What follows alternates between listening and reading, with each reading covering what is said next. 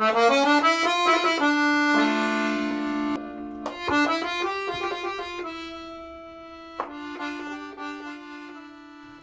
n'était sorti qu'une seule fois avec Kersuzon, un dimanche après-midi. Il y avait eu levée des punitions, quartier libre, une semaine avant Noël. Mes parents devaient venir me voir. Ils n'avaient pas pu finalement à cause de leur boutique, des petites ventes des étalages, le moment des fêtes. Je leur coûtais cher, il est vrai. Il m'en fallait de l'argent de poche. Je distribuais à droite, à gauche, toujours en train de rincer les ploucs, de me faire donner un coup de main. Seul, j'y serais encore sur les brides. J'arrivais à flamber des semaines jusqu'à 25 francs rien qu'en vinasse pour les escouades. Malgré ces facilités, je m'habituais pas. Je faisais un triste militaire. Ce jour-là même, je traînais la poisse.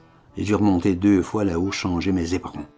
Les scopes, le jus de garde à la grille, il les trouvait infectieux, tordus, dégueulasses.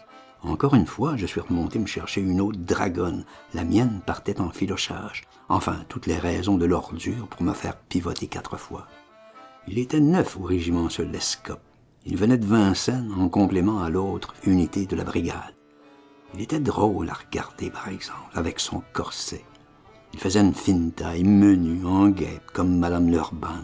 Le pot à bloc rebondi. Il avait le sourire toujours entre les sursauts de hockey. Il n'arrêtait pas. « Vous, demi-tour. Vos boutons, hein? Qu'est-ce qui brille, mon cul, hein? Sourire. Remonter, sortirez dans ma sacoche.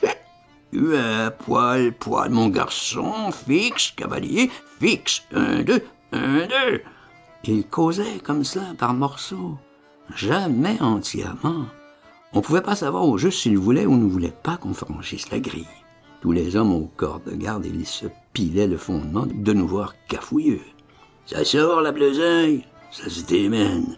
Ça va, les Russes, hein? Gardez-vous! » Encore claquer les talons. Autant. La séance durait au moins bien pendant 1 heure. Il nous a fait tourbillonner, temps perdu pour la promenade. Ça nous laissait pas beaucoup de temps. Il fallait qu'on rentre pour la soupe. Je prenais l'écurie le soir même.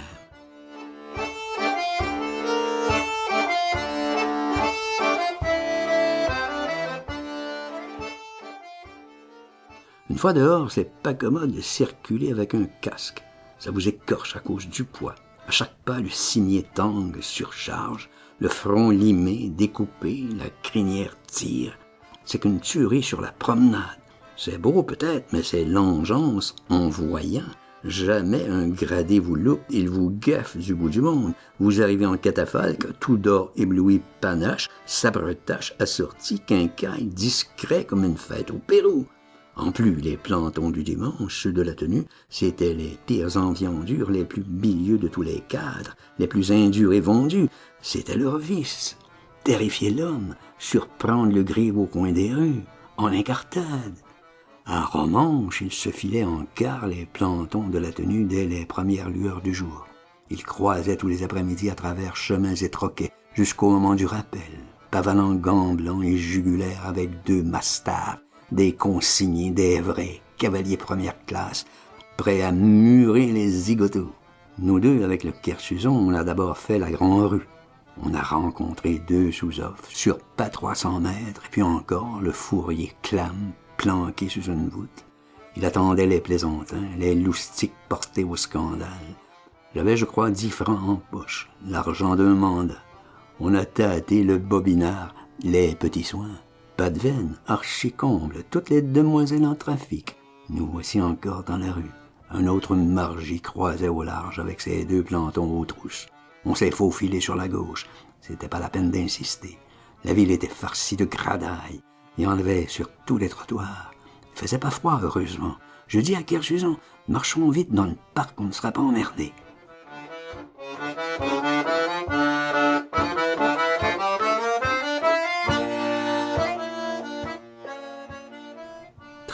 Très bien, nous longeons les douves du château. Au moins, on rencontrait personne. Peu d'amateurs pour les jardins. Tout est bien désert, bien pelé.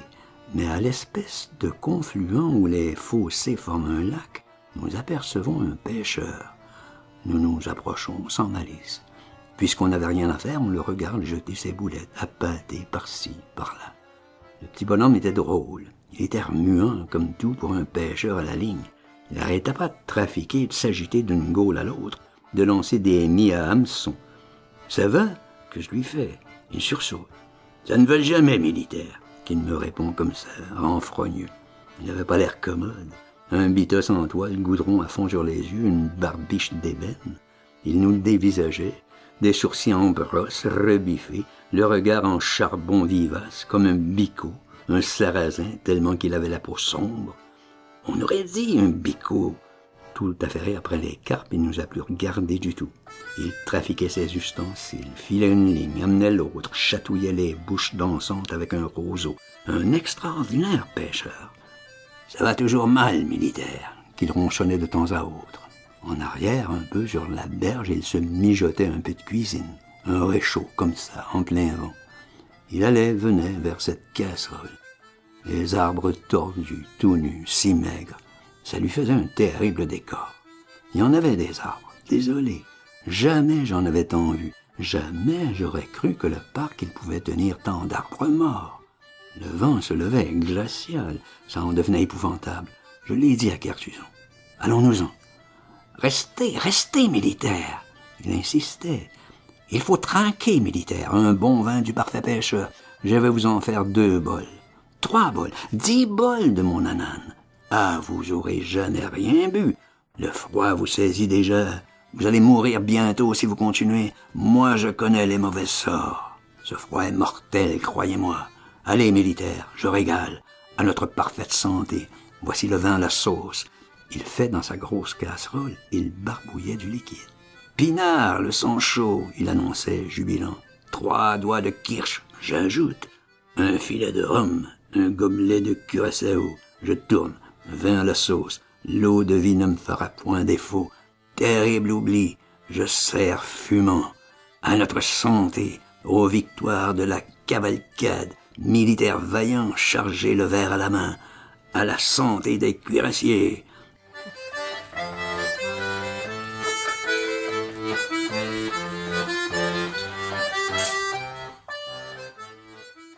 Il a fallu faire comme lui, chacun notre tour dans son bol, 2 bols, et puis 4.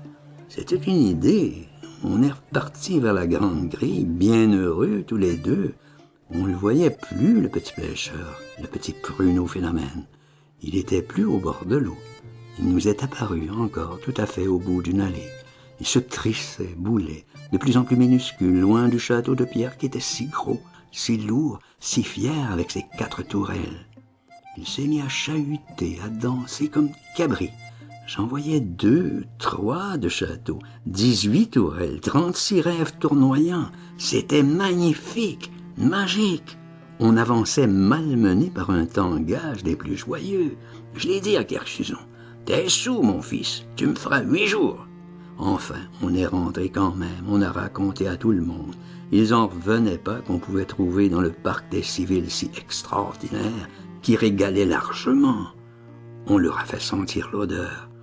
On leur a tous soufflé dans le nez que c'était un très riche mélange qu'on avait bu comme vin chaud, qu'on n'avait pas menti du tout, que c'était bien la vie en rose et 32 châteaux présidents.